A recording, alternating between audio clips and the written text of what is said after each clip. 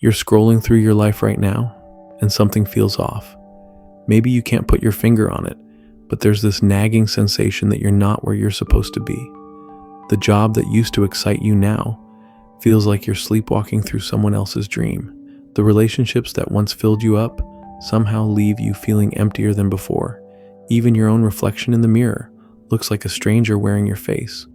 But here's what nobody tells you about those moments when everything feels misaligned. They're not accidents. They're not punishments from the universe. They're invitations. Invitations to stop running from the one conversation you've been avoiding your entire life. The conversation with yourself about who you actually are underneath all the expectations, all the should-haves, and all the versions of yourself you've been performing for other people. Most people spend their whole lives in costume. They wake up every morning and put on the mask that gets them through the day. The responsible one, the successful one, the one who has it all figured out. But what happens when that mask starts suffocating you? What happens when the person you've been pretending to be feels more foreign than familiar? That's when life starts sending you signals. Subtle at first. A conversation that doesn't feel right. A decision that makes your stomach turn. A dream that wakes you up in the middle of the night, questioning everything. Then the signals get louder. Opportunities that should excite you leave you feeling numb. People you care about start feeling like strangers. The things that used to matter suddenly feel meaningless. And here's where most people make the mistake. They think something's wrong with them. They think they're broken or ungrateful or going through some quarter life, midlife, or whatever life crisis. So they try to fix themselves back into the old pattern. They double down on the job that's draining them. They force themselves to be grateful for relationships that no longer serve them. They convince themselves that this restless feeling will pass if they just push through it. But what if the problem isn't that you're broken? What if the problem is that you're finally waking up? See, there's a difference between living and existing. Most people exist.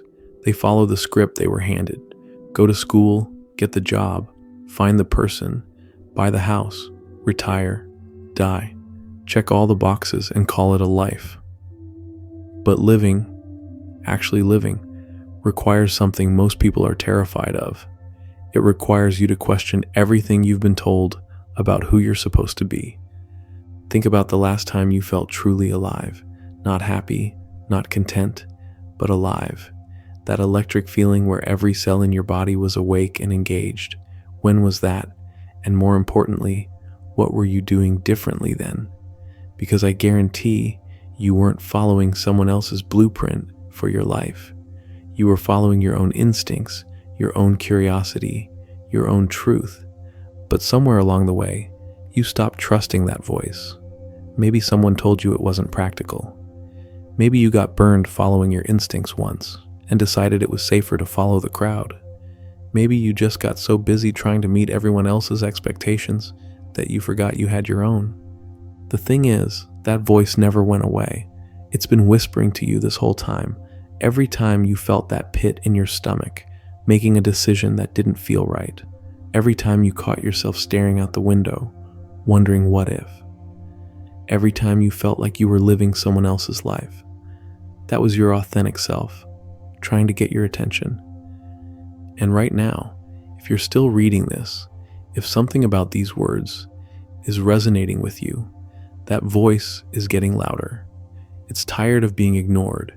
It's tired of watching you shrink yourself to fit into spaces that were never meant for you. It's ready to show you what's possible when you stop performing and start being. But here's the scary part. The moment you start listening to that voice, everything changes. The job that felt secure suddenly feels like a prison. The relationships built on who you used to be start feeling strained. The life you worked so hard to build starts feeling like it belongs to someone else. And that's terrifying because it means you have to rebuild. You have to start over. You have to disappoint people who like the old version of you better. Most people turn back at this point.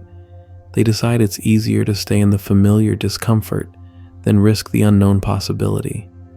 They convince themselves that everyone feels this way sometimes, and that wanting more is selfish or unrealistic.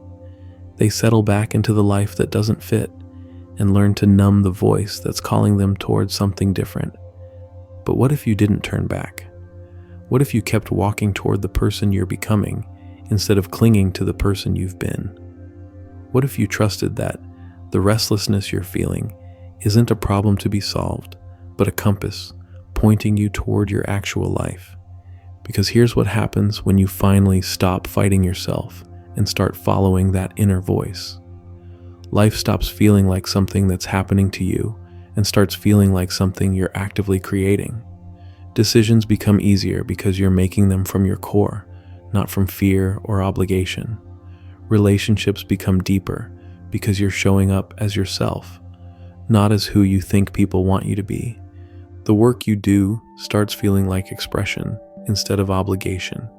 The people in your life start reflecting back the energy you're putting out instead of the mask you've been wearing. Even the challenges feel different because you're facing them as yourself, with all your real strength, instead of trying to handle them as someone you're pretending to be. Now, I'm not saying this transformation is easy. Becoming yourself in a world that's constantly trying to make you someone else is probably the hardest thing you'll ever do. There will be days when you question everything, days when the old life feels safer and the new path feels impossible, days when you wonder if you're making a huge mistake. But here's what I know about those moments of doubt. They're not signs that you're on the wrong path. They're signs that you're on the right one, because anything worth having requires you to become the person capable of having it. And becoming that person means shedding all the versions of yourself that were never really you to begin with. The truth is, most people will never do this work. They'll spend their entire lives wondering what would have happened if they'd been brave enough to find out who they really are. They'll reach the end of their lives not with regret about the things they did, but with regret about the person they never allowed themselves to become. But you're different. Something in you knows there's more. Something in you refuses to settle for a life that feels like settling. Something in you is ready to stop asking permission to be yourself and start taking responsibility for becoming yourself. And that's something that's been calling you toward change, toward growth, toward authenticity. That's not your restlessness talking. That's not your dissatisfaction or your inability to be grateful for what you have. That's your soul refusing to let you sleepwalk through the one life you've been given. So the question isn't whether you're ready for change. The question is whether you're ready to stop changing yourself to fit your circumstances and start changing your circumstances to fit yourself. Because the moment you make that shift, everything becomes possible. The life you've been dreaming about stops being a fantasy and starts being a plan. The person you've been hiding stops being a secret and starts being your reality. And the voice that's been whispering to you all this time finally gets to speak at full volume, guiding you toward the life that's been waiting for you all along. Now this is where things get really interesting, because when you finally start listening to that inner voice, when you begin making decisions based on authenticity rather than expectation, something shifts. The external world doesn't just stay the same while you change internally. No, it starts responding differently to you. Think about it. When you're living from a place of truth, your energy changes. You're not constantly second-guessing yourself, not apologizing for who you are, not trying to fit into boxes that were never meant for you. That confidence, that alignment, it's magnetic. People feel it even when they can't name it. But here's what nobody tells you about this transformation. The moment you start honoring your authentic self, the moment you stop betraying your inner truth for external approval, life gets uncomfortable in a completely different way. Because now you're not just dealing with the discomfort of living a lie. You're dealing with the discomfort of growth. Your old friends might not understand the new you. Your family might question your choices. Society might push back against your refusal to conform. And that's exactly when most people retreat. They taste freedom and then run back to their familiar cage, because at least in the cage, they know what to expect. But if you can push through that discomfort, if you can stay committed to your truth, even when it's inconvenient, even when it's misunderstood. That's when you discover something extraordinary.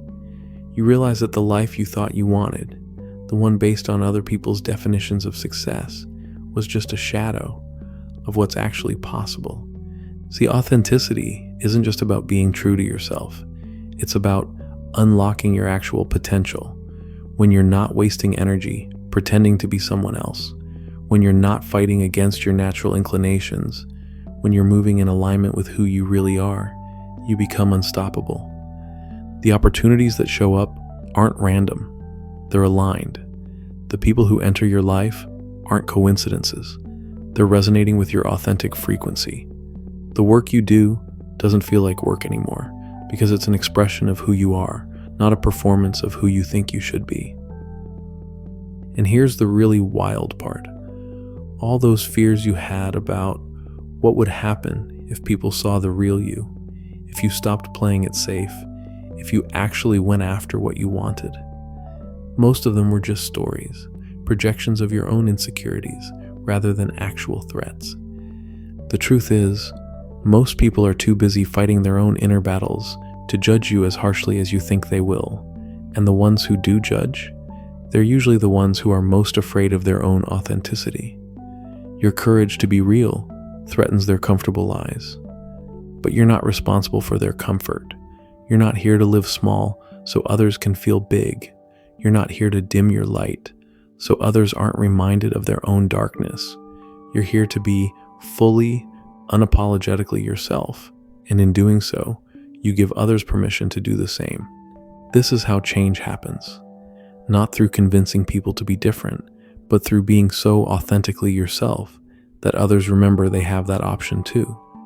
Not through preaching about authenticity, but through living it so completely that it becomes contagious.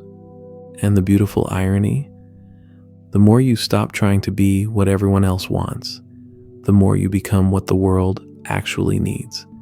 Because what the world needs isn't another copy, another person following the script, another individual trying to fit in.